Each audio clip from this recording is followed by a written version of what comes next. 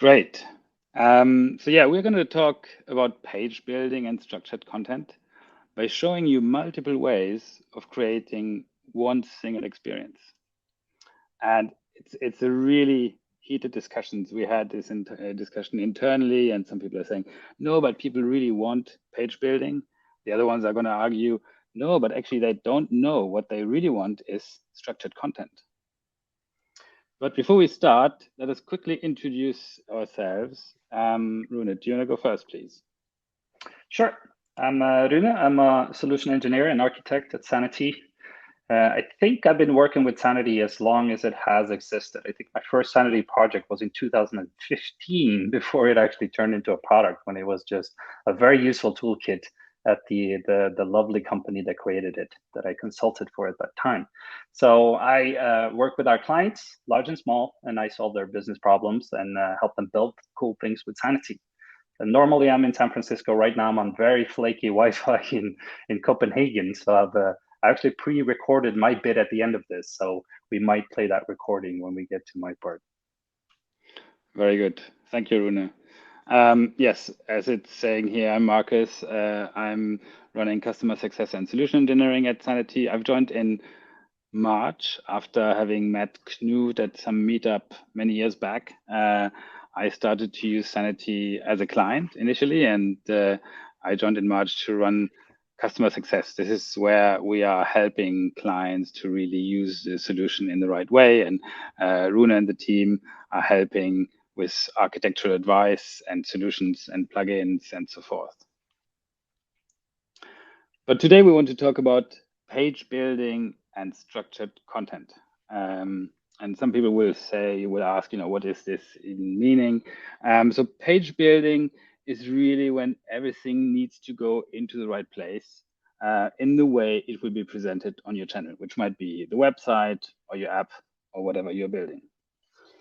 Structured content, on the other side, is really when you start collecting and saving your content agnostic of where it's going to be presented. So this is really without the notion of the channel. It's just storing the information in the right way so that it can be utilized in many shapes or forms. But it's not black and white. There are actually various levels which you can go through, and we want to explore this with some examples today. And let's dive into this. So between page building and structured content, I've split this up into 4 different levels. The first one being compose. This is where you would manually assemble all the pieces of content, including the assets. So it's really laying them out on canvases in a very similar way that we used to do this in graphical software in the past.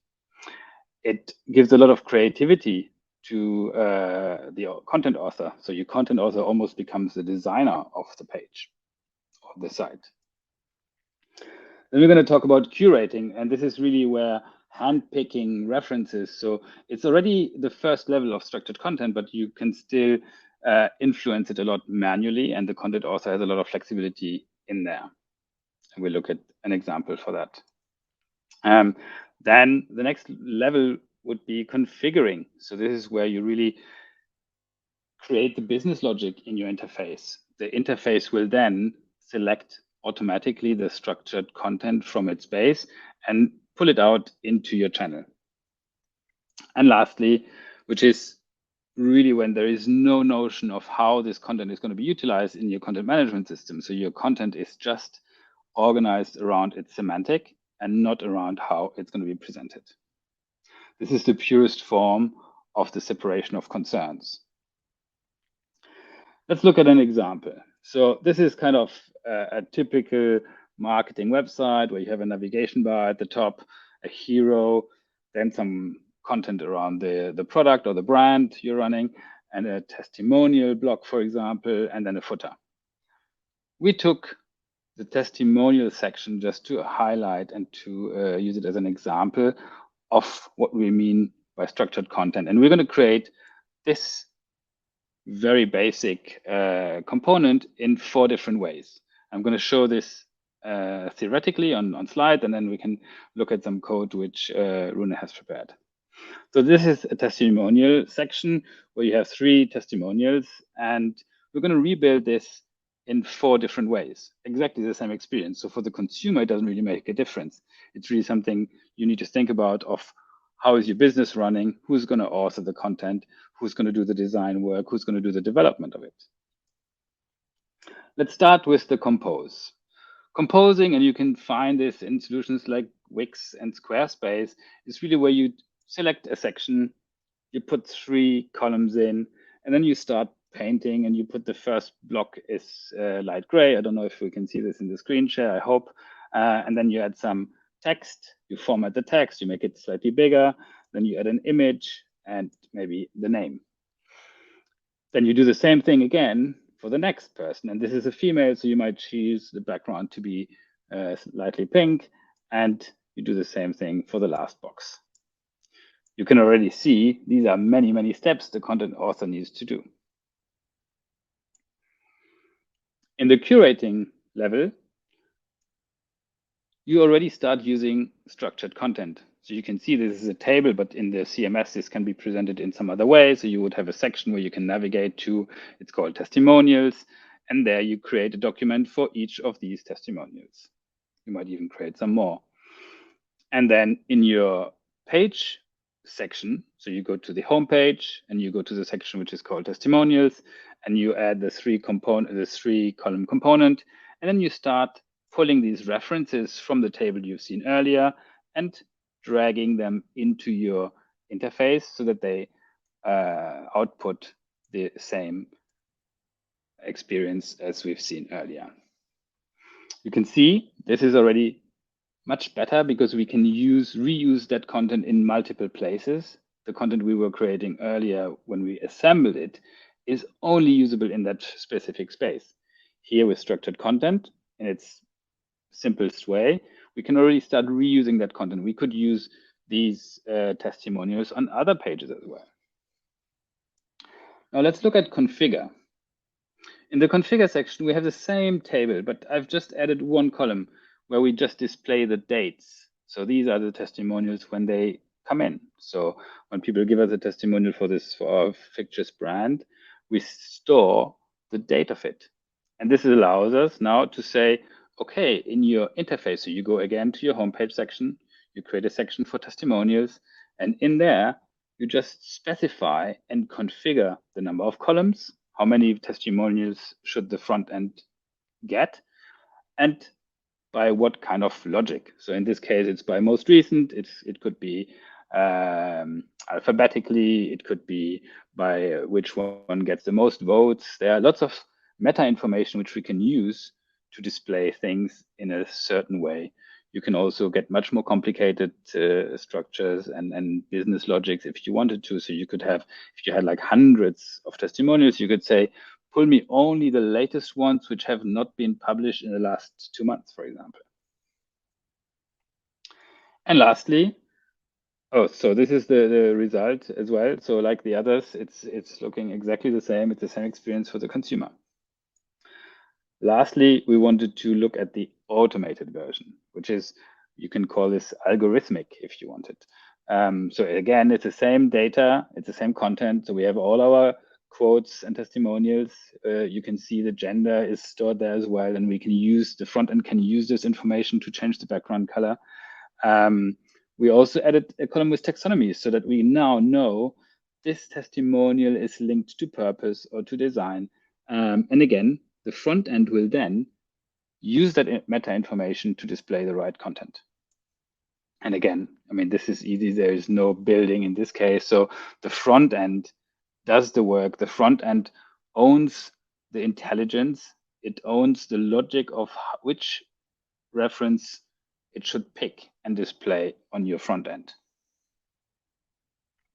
This needs a robust front-end architecture with strong design systems, because the system needs to know how many slots do I have, and this logic needs to sit somewhere. And yeah, as I said, the system which runs this needs to be really robust to cover all the edge cases. So now we're going to look at a little demo. I'm going to ask Rune if your Wi-Fi situation looks okay, or if you prefer to run the video. I think you would need to run the video, Markus. You've been chopping up here at my end, so I'll just sit here and mime the thing, I guess. Yeah, let me do this. I think I need to stop sharing my screen for a second, or can I share another one? Is that possible? No, I need to stop this one, and then I'm gonna do this. Apologies for that. And Cap, if you can put this back onto stage, and then we can look at this video. Thank you, Cap.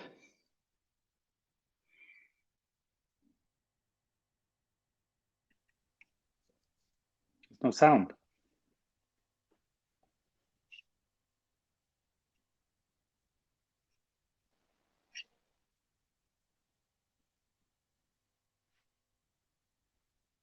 Are we lacking the sound, Markus?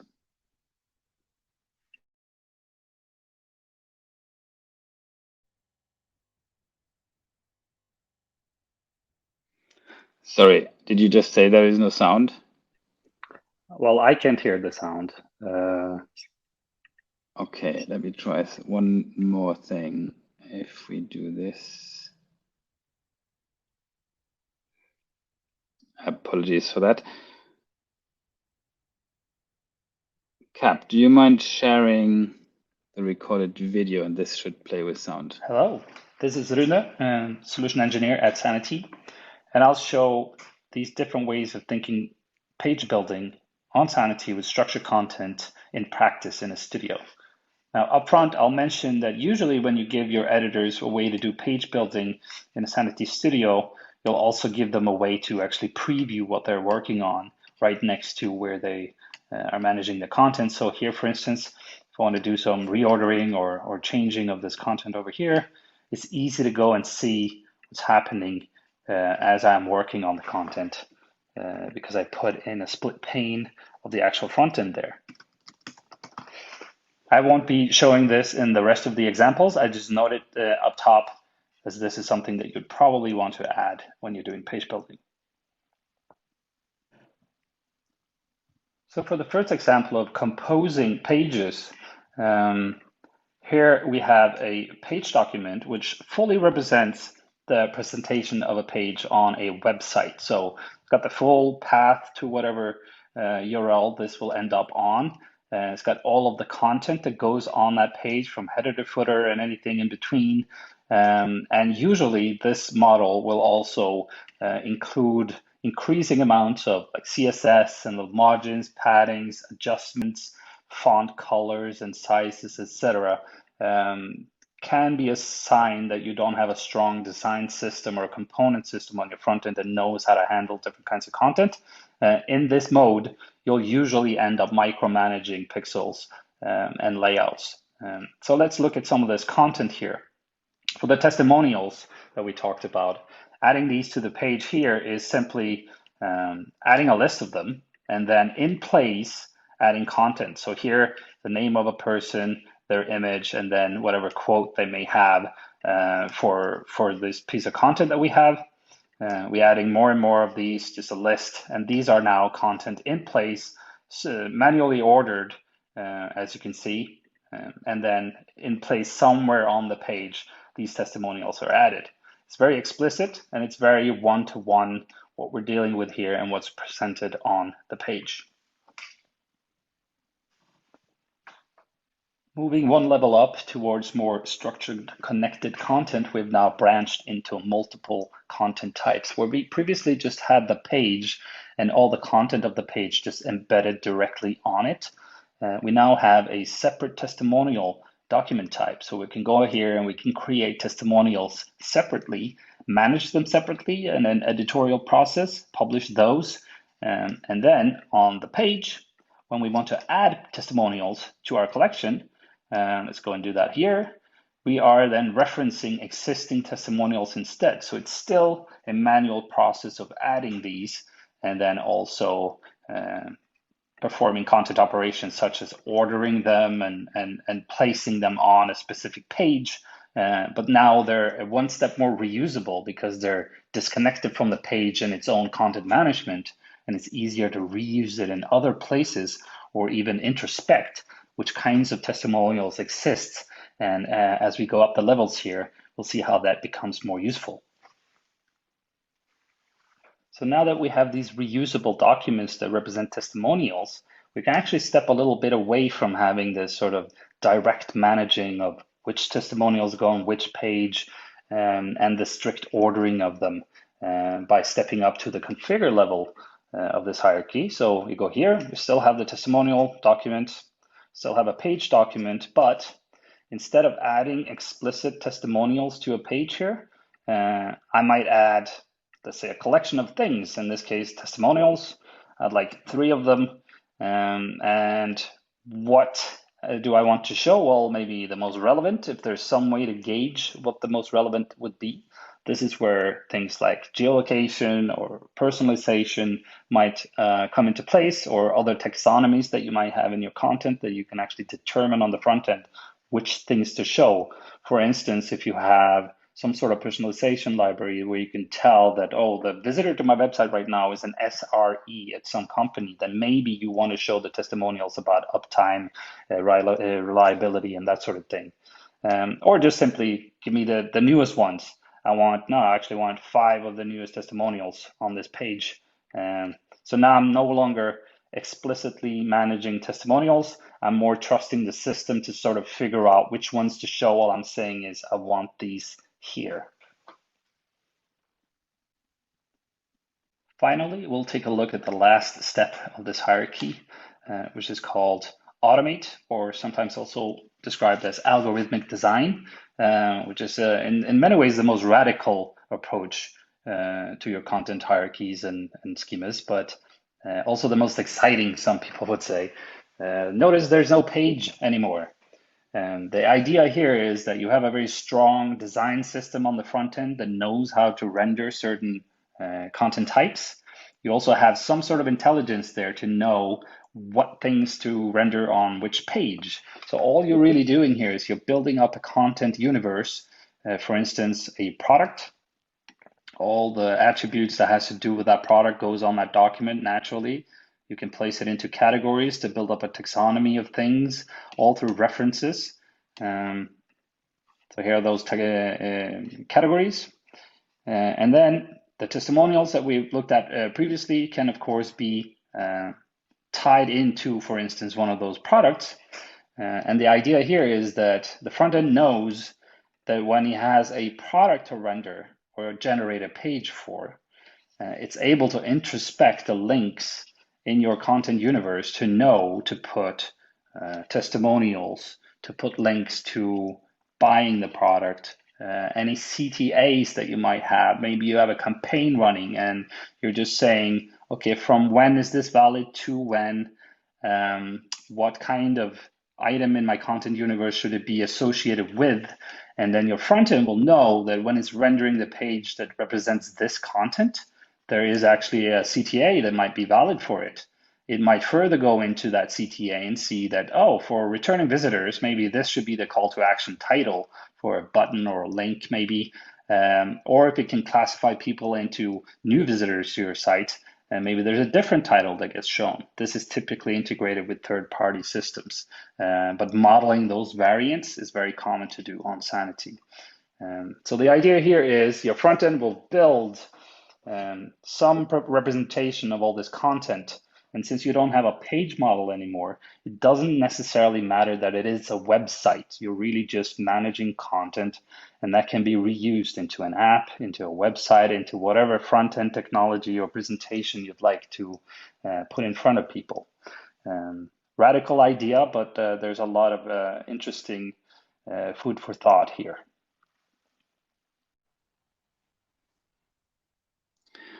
Great. Thank you for illustrating this so well. I think it's really interesting to see that it's not a black and white question. So you can see in the example Rune was sharing that some of the configuration and the structured content can sit side by side. So you can still use structured content to organize your content in the right way and put into the hands of your content authors the control you want. Let's just go back to the slides very briefly. This is just to really wrap up what we've just shown to you. And I just wanted to highlight some of the topics Rune and I talked about earlier. So if you think about the two different poles where page building and composing a page is really more manual, and the structured content enables you to do things more in a more automated way. The assembly itself is really something that only humans can do, whereas structured content is really something that you can then allow machines to do more for you and to do the hard work of combining all these different things based on your taxonomies, based on your rich content. And this really leaves the time of your content authors to focus on content creation. Again, the two extremes, composing is really focusing on presentation, whereas structured content is focusing on the meaning, on the semantics of your content. And Rune mentioned it a few times, the reuse value is much higher if you use structured content because you can use it on different channels, you can use it on different pages. It's a system. You're creating a system which helps you leverage your content in a better and more useful way. I mentioned it earlier, the separations of concerns, a topic which we talk about a lot in this headless world where you want your content to be agnostic to the channel, is much clearer when you use structured content. When you use page building, you still do a lot of, you still control how the design looks like. And lastly, and this is going to the use case, and I'm going to talk about this a little bit in a minute, is the page building is a one-off thing. So you do this for one page, and then you need to do it again for the next page. If you want to change some of the content, you still need to redo all the work. Whereas in the system-based approach, if you have 20 of these quotes, for example, and you delete one, the system would automatically rebuild your site and there would still be 3 quotes on your page without you having to manually go in there again and control that. So this leaves us with the question on the use cases. And it's, as Rune was saying earlier, Sanity can help you build things on either end. And we try to stay away from being too opinionated in that. We can help you reason about it, but it's really something that people need to do that to take their own decisions. We often see the compose or the curation in pages which are less long-lived, so short-lived content like campaign pages, certain landing page types, or maybe form pages. These kind of pages which are not systematically be built, the compose or the curation of the content might be helpful. Whereas when we see projects where there is like lots of products, lots of articles, this is where structuring your content makes a lot of sense. It just makes your life after the launch so much easier. The content authors focus on content creation and not designing and not moving things back and forth. It also takes a lot of hassle away from them. Content authors don't want to think about, which was the hex color code for the background I'm supposed to use. So these things can actually sit in the front end and be abstracted from the content. So we definitely see a lot of our clients and a lot of our users tend towards structured content. What we also see is people often slide back because they kind of feel I need to have more control. I want to actually move things left and right. But we encourage them to believe in their teams to create the right systems, because it's the system you put in place which helps you to leverage structured content. Rune mentioned it also. If you then start to think about the longer term visions, doing personalized content, doing more dynamic content, pulling content out of context and pushing it into newsletters, and really leveraging the multi-channel promise, which we've heard so many times in the past, then structured content is definitely a must. So this is kind of the conclusion. I mean, lastly, and this is what we always say, it's really something that the people and the clients and the users of ours, but anywhere, need to think about themselves, because it's their control. It's them. They need to shape it based on how their organization works. If they want the content authors to be spending more time to curating certain content. That's also fine. You can still use structured content, but give more control to the authors. I think it's something that people need to have to make a conscious decision about. And this is why we strongly recommend to start with the curation or the second level of what we described earlier, because this is the entry point to a fully automated system where you can just rely on your system to push the content to your consumers. Thank you.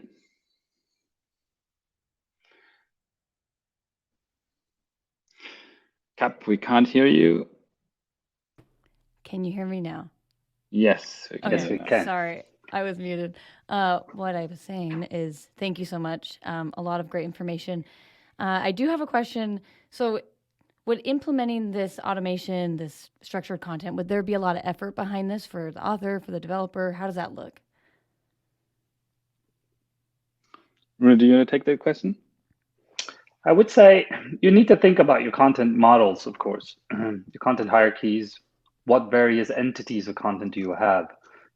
That's a good exercise to do anyways. I wouldn't say that that's an additional effort that you would need to do in order to think about the things that we've talked about today.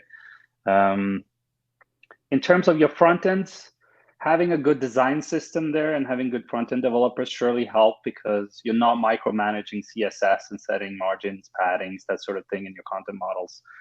You're trusting that there are components available in whatever front-end technology you have to render a product or render a hero component or wherever it may be.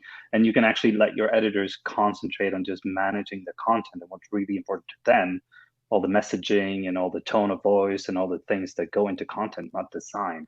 So it's a hard question. So any the effort in it is well spent, I would say, and you're really just delaying that effort if you're taking shortcuts, because if you ever redesign your front end, if you ever open up a new channel, you're gonna have problems if everything's super tied into whatever representation you were working with at the time. Mm-hmm. I think that's the key message, right? So I think the key message is if you want your content to live beyond just that first project, that's where structured content makes a lot of sense, and it pays off very quickly.